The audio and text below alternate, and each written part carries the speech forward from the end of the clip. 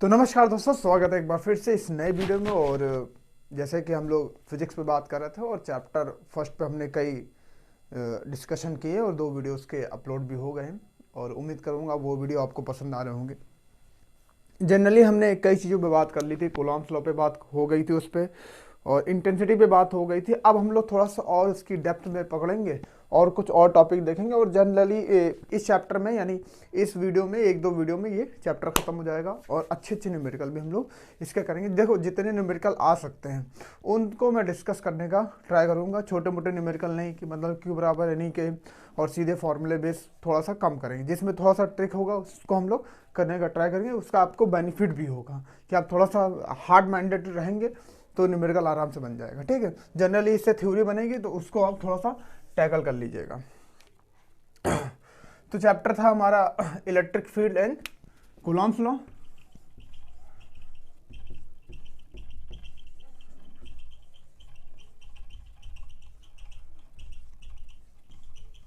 ठीक, और इसमें जो हमारा जो नेक्स्ट टॉपिक पड़ेगा इंटेंसिटी ऑफ इलेक्ट्रिक फील्ड पे हमने बात कर ली थी।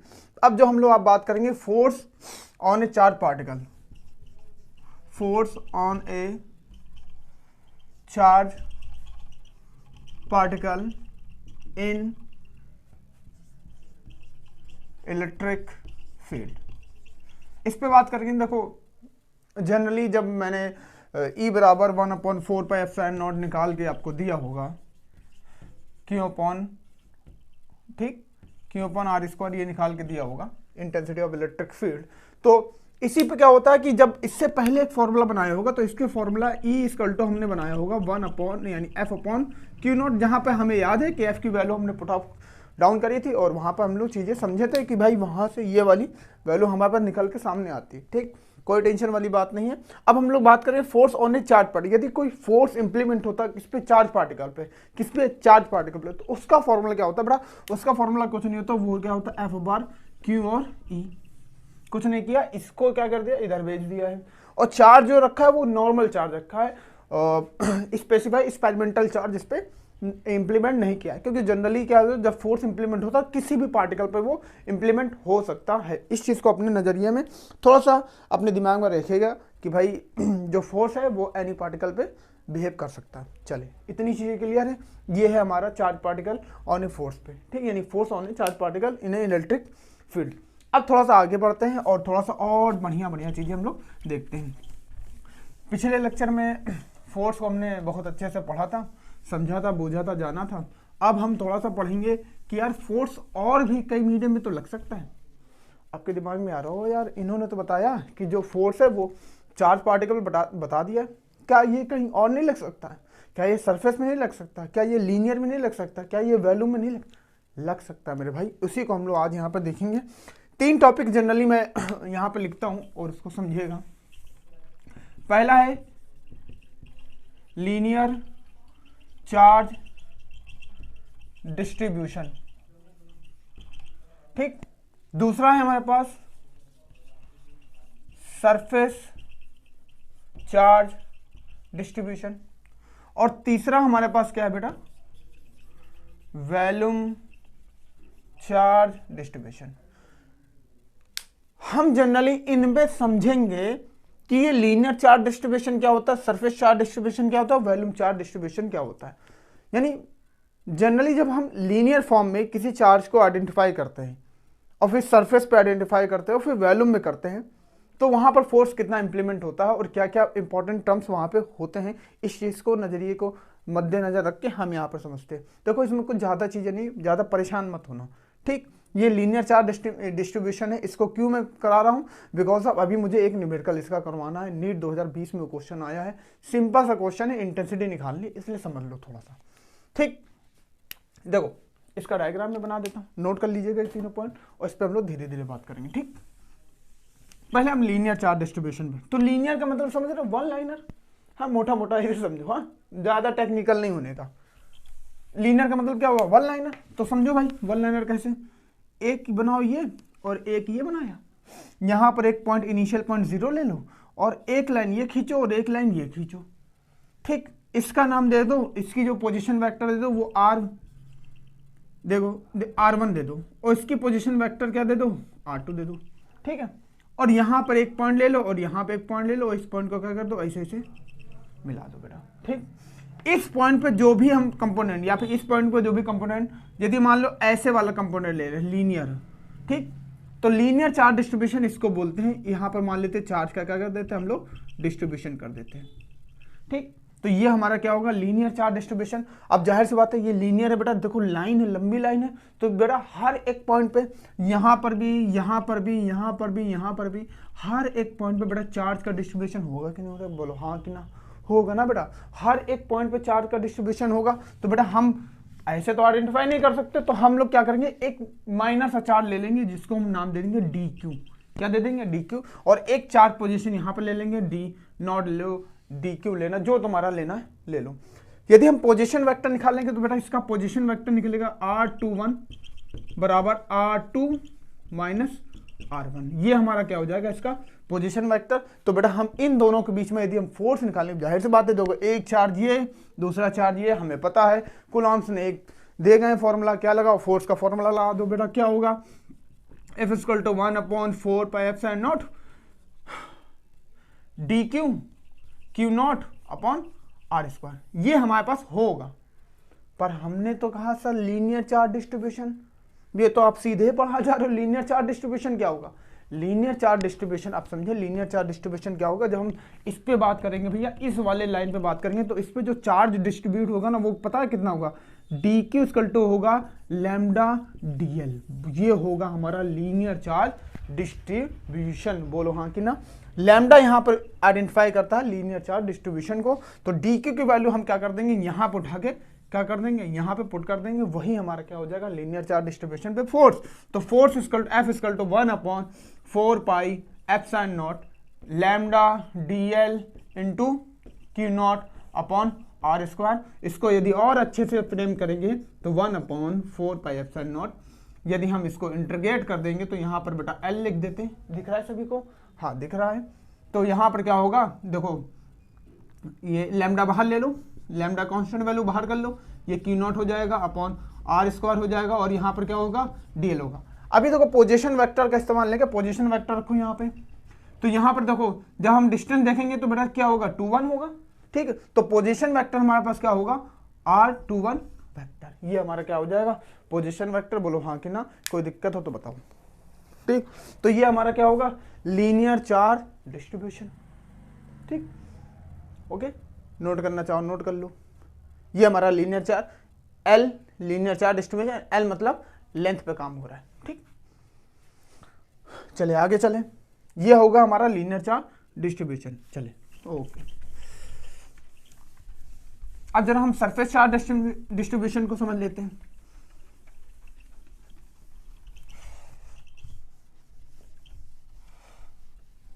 देखो बेटा, जब मैं सरफेस की बात करता हूं तो बेटा देखो फिर से वही चीज, सारी कहानी वही, एक पॉइंट लो, ये पॉइंट लो, यहां पर एक पॉइंट 0 रखो, फिर एक खींचो और एक इधर दिखा, ये हमारा पोजीशन वेक्टर R1 हो जाएगा और ये हमारा पोजीशन वेक्टर R2 होगा। पोजीशन वेक्टर ले रहे हैं बेटा क्योंकि पोजीशन वेक्टर हमें दिखाना पड़ेगा, क्योंकि अभी तक हमने वेक्टर तो पढ़ा नहीं है, पर यहाँ पर पोजीशन दिखानी पड़ेगी, बिकॉज हमें दिखाना पड़ेगा ना कि अब जाहिर सी बात 3 डायमेंशन है, I J K कोई भी पोजीशन वेक्टर हो सकती है, इसलिए हम लोग I J K का इस्तेमाल नहीं कर रहे हैं और लोग यहाँ पर R का इस्तेमाल कर रहे हैं, ठीक है। फर्स्ट पेपर में आप जब मास पढ़े होंगे, इनर्शिया पढ़ा होगा, तब वहाँ पर ये चीज़ आपने शायद पढ़ी होगी। तो जब मैं सरफेस की बात करता हूँ तो बेटा वही कंपोनेंट लेने, वही डायग्राम लेने जिसमें सरफेस होता है, और जिसमें नहीं होता वो बात अलग है। तो सरफेस ले लेते हैं, एक मान लेते हैं, ठीक, ये क्या होगा मान लेते हैं कि स्क्वायर टाइप का ले लेते हैं, और यहाँ पर एक पॉइंट क्यू नॉट ले लेते हैं, तो यहाँ पर मान लेते प्लस चार्ज क्या हो रहा, पूरे में डिस्ट्रीब्यूट हो रहा, और इस लाइन को यहाँ से क्या कर देते हैं, मिला देते हैं। तो ये हमारा क्या होगा, सरफेस चार्ज डेंसिटी। मतलब यदि किसी सरफेस में किसी कंपोनेंट जिसे मान लेते हैं लेंथ और ब्रेथ है, जैसे यही रूम है, तो इस रूम में यदि हम सेंटर पर कोई चार्ज रखें तो वो हमारा क्या होगा, सरफेस चार्ज डिस्ट्रीब्यूशन होगा। मतलब एक सरफेस में चार्ज को रख के कितना उसको डिस्ट्रीब्यूट किया जा सकता है। तो देखो यहाँ पर यदि चार्ज रखेंगे तो पूरा क्या होगा, रूम में डिस्ट्रीब्यूट हो जाएगा, बोलो हाँ कि ना। इसी में एक पॉइंट इंपॉर्टेंट और बताऊंगा, जब एक न्यूमेरिकल करवाऊंगा इसी का, तब वहाँ पर एक चीज़ और इंपॉर्टेंट करवाऊंगा। वो 2019 में वो भी क्वेश्चन आया, नीट में आया वो भी, उसमें बस थोड़ा सा टिक पूछा, इसको याद रखना, थोड़ा समझना, ठीक। इसका पोजिशन वेक्टर जब निकाल लो बेटा, वो कितना होगा, R2 माइनस R1। फिर वही चीज़, अब देखो सरफेस चार्ज डेंसिटी को बेटा डिनोट किससे करते हैं, बेटा इसको डिनोट करते हैं सिग्मा को। यदि सरफेस चार्ज डेंसिटी पे हम क्या निकालेंगे, चार्ज निकालेंगे, तो कितना होगा, डी क्यू इक्वल टू क्या होगा, सिग्मा ds होगा। बेटा ds क्या होगा, s मतलब सरफेस।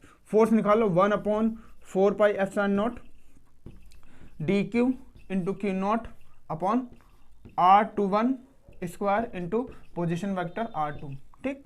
और ये हमारा क्या हो जाएगा, f हो जाएगा। यदि हम और इसको सिंप्लीफाई करेंगे तो 1/4πε0 डी क्यू की वैल्यू क्या होगी, sigma ds into Q naught upon R21 square upon position vector, ठीक।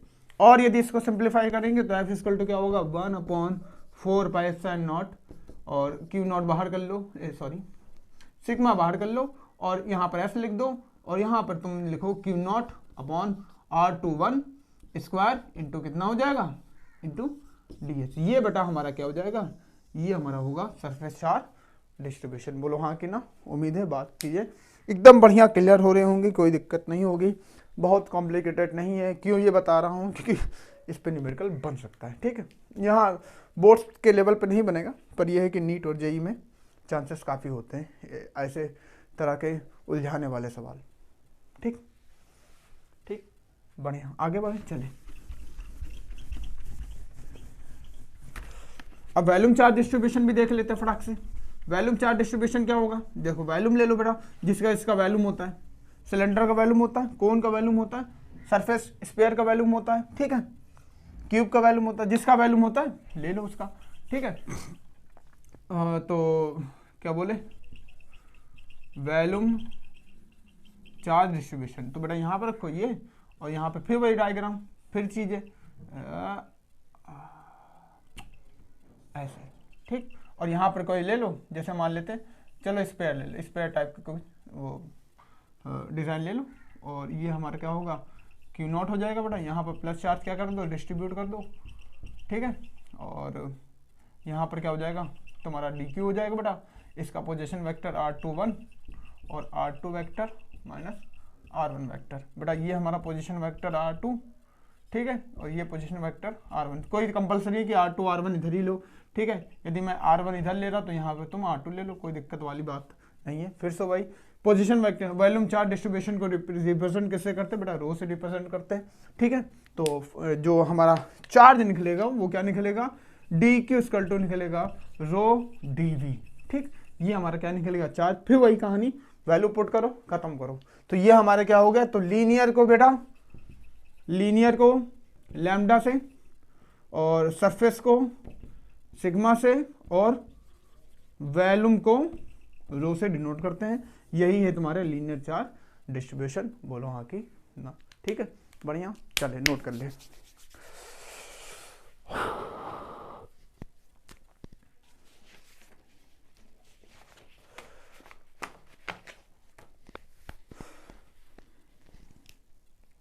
चले, उम्मीद करूंगा सारी चीजें हो गई होंगी।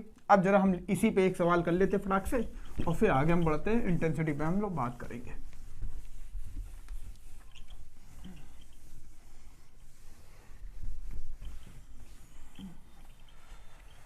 वैसे आपने इंटेंसिटी अभी निकाली नहीं प्लेटों पे, वो मुझे निकलवा देनी चाहिए, पर चलो ठीक है, कोई नहीं, फॉर्मूला थोड़ा सा याद कर लेना, सवाल में कुछ ज़्यादा कुछ है नहीं।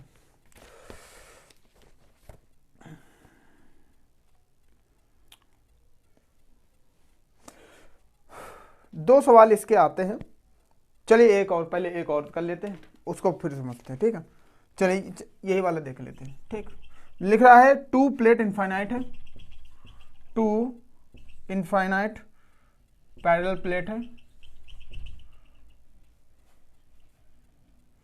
ठीक है। Plate line charge with linear charge density plus का lambda coulomb by metre and minus का lambda coulomb by metre are placed at distance of 2r in free space. What is the electric field midway between the two line charge? बेटा answer इसके हमारे पास answer है, पहला है क्या वो 0 होगा, दूसरा आंसर है हमारे पास क्या वो 2 lambda by 2 lambda upon pi epsilon not r होगा, तीसरा हमारे पास ऑप्शन आ रहा है lambda upon pi epsilon not r होगा, चौथा ऑप्शन हमारे पास आ रहा है lambda upon 2 pi epsilon not r होगा। 4 ऑप्शन है हमारे पास। सवाल आपके पास है, सिंपल फिर से पढ़ देता हूँ। 2 parallel infinite line charge with linear charge density lambda and lambda minus, ठीक है, are place at the distance of 2r in force free space. What is the electric field midway between the 2 line charge, ठीक है। ये हमें बताना है कैसे होगा, ध्यान समझें। और सवाल में बस थोड़ा सा कहाँ पर कुछ नहीं है, सवाल में तुम्हें फॉर्मूला पता होना चाहिए। बच्चे जनरली क्या गलती करें मैं बता रहा हूँ। उन्होंने बोला 2 प्लेट ले लो, तो एक प्लेट ये ले ली और एक प्लेट ये ले ली। बेटा एक पे प्लस चार्ज डिस्ट्रीब्यूट कर दिया और एक पे क्या कर दिया माइनस चार्ज।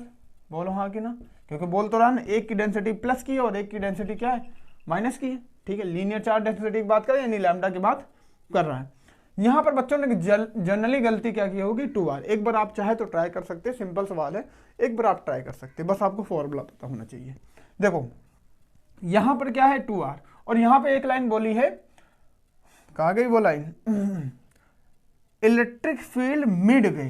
क्या पूछ रहा है, लाइन के 2 इनफाइनाइट लाइन है उनके मिड में बतानी है, तो बेटा यहां पर कहीं बतानी होगी इंटेंसिटी, ठीक। तो बेटा याद रखो, जब यहां से तुम एक पॉइंट लेंगे हो तो इसकी डिस्टेंस r होगी, यहां से एक पॉइंट लोगे तो इसकी डिस्टेंस क्या होगी r होगी। बस यहीं पर कहानी आके खत्म हो जाती है। जब मैं इस प्लेट का इंटेंसिटी निकालूंगा और जब मैं इस प्लेट का इंटेंसिटी इसका प्लेट का निकालेंगे तो बेटा E1 बराबर क्या होगा lambda upon 2 pi epsilon not r, और जब इसकी इंटेंसिटी निकालेंगे तो बेटा ये E1 हो जाएगा और ये E2 lambda upon 2 pi epsilon not r। कहोगे सर यहाँ पर 2r आपने क्यों लिया, नहीं लिया। यदि हमसे मिड वे ना बोलता तो हम क्या ले लेते 2r ले लेते, तो हमें पता नहीं होता। फिर क्या होता कि हम r को कहीं कोई एक पॉइंट कंसीडर करना पड़ता। यदि मिड वे नहीं बोलता कोई एक कंसीडर करता, फिर वो इंटेंसिटी वाला केस बन जाता जो पिछले लेक्चर में मैंने डिस्कस किया था, ठीक। तो हम अब क्या है इसकी यानी इंटेंसिटी निकाल ले, मैग्नीट्यूड ऑफ इंटेंसिटी दोनों प्लेट की। तो E इक्वल टू कितना हो जाएगा बेटा E1 प्लस E2। तो बेटा E1 की वैल्यू कितना है lambda upon 2 pi epsilon not r plus lambda upon 2 pi epsilon not r। बेटा दोनों को उठा के जोड़ेंगे तो कितना हो जाएगा 2 lambda upon 2 pi epsilon not r। बेटा 2 से 2 क्या होगा कैंसिल, तो हमारे पास आंसर क्या आ जाएगा, हमारे पास आंसर क्या आ जाएगा लैम्डा अपॉन 2 पाई r। क्या आ जाएगा lambda upon pi epsilon not r। ये हमारा क्या हो जाएगा आंसर हो जाएगा, ठीक है।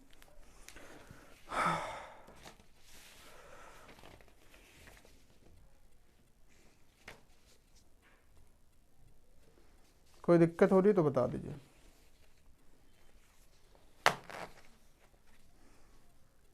ठीक, ये था सिंपल क्वेश्चन 2020 नीट 2020 में आया है, 2020 में ही आया है ना, नहीं 2019 में आया। अभी 2020 का भी एक सवाल कराऊंगा, वो भी बहुत सिंपल सा सवाल है, ठीक है। तो ये हमारा क्या होगा एक सिंपल क्वेश्चन, नोट कर लीजिए, आगे बढ़ते हैं, पॉज करिए और नोट करिए। चलिए तो इसमें ये बताने का मतलब था, देखो ये तुम्हें फॉर्मूला याद रखना पड़ेगा। अब ये फॉर्मूला कहाँ से आएगा, बड़ा परेशान ना हो, जब मैं कैपेसिटर पढ़ाऊंगा तो कैपेसिटर में ये फॉर्मूला आपको मिल जाएगा, ठीक है। जब कैपेसिटर पढ़ाऊंगा, सिलेंडर वाला फ्रेम पढ़ाऊंगा, एप्लीकेशन ऑफ गॉस थ्योरम, तब वहाँ पर ये फॉर्मूला तुमको मिलेगा। यहाँ पर अभी ये करवा दिए कि लीनियर चार्ज डिस्ट्रीब्यूशन तुम वहाँ पर पढ़ोगे नहीं, यहाँ पर तुम्हें मिल जाएगा। तो हमने कहा जनरली तुम्हें ये याद रहना चाहिए, ठीक। अब हम थोड़ा सा और सब्जेक्ट में घुसते हैं, टॉपिक्स में घुस जाते हैं, हाँ। ओके, तो जैसे मान लेते हैं हमने अभी तक पढ़ा, अब हम एक और टॉपिक पढ़ेंगे, लीनियर चार्ज डिस्ट्रीब्यूशन वाला कार्यक्रम खत्म। अब थोड़ा सा इंटर करते हैं और डाइपोल को समझते हैं, क्या होता है डाइपोल। देखो एक टॉपिक आएगा तुम्हारा में इलेक्ट्रिक डाइपोल, क्या आएगा, इलेक्ट्रिक डाइपोल। होता क्या है इलेक्ट्रिक डाइपोल,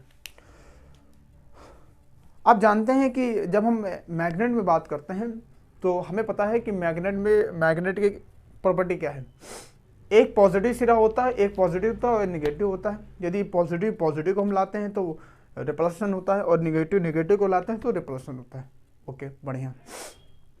इसी केस में अब जाहिर सी बात है हमें इलेक्ट्रिक फील्ड में तो ऐसा कुछ बनाना पड़ेगा ना। मैग्नेट में तो मान लो वो नेचर से बन के आता है, कोई दिक्कत नहीं, पर इलेक्ट्रिक में भी ऐसा बनाना पड़ेगा कि हम कोई भी पोजीशन निकाल पाएँ।